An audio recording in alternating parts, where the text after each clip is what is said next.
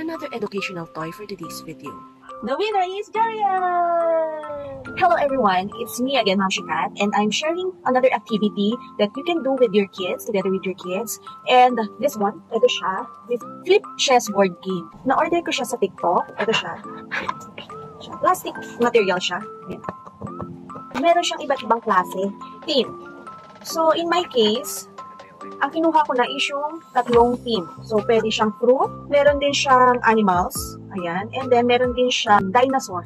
So, itong tatlo ng pinili ko, kasi konti lang naman yung difference niya. Kasi pwede ka rin naman pili nung ito lang yung team. Pero ako kasi, pinili ko na yung tatluhan. Kasi parang 10 pesos lang ata yung difference. So, by the way, you can buy it on the yellow basket for only 79 pesos. Yung tatlong team, yung kung single lang 69 pesos. Check nyo lang sa yellow basket, I'm not so sure. So, ayan, ganyan lang siya kasimple, tapos box lang. So, manage your expectation with the price and then the material. Pero okay naman, for me, it's okay. Kasi ang goal natin for today is makapag-play nito. And ang purpose nitong game na to is to help our kids and promote or improve yung memory and cognitive skills nila. Okay, so pakita ko sa inyo kung paano siya lalaruin. It's a nice game and bonding with your kids. Ito.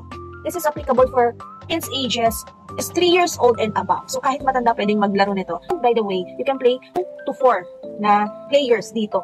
Here's the mechanics of the game. Flip 2 circles in the board. If it's the same, you can get the pair. But if not, the opponent will play next. Whoever gets the greatest number of pairs win.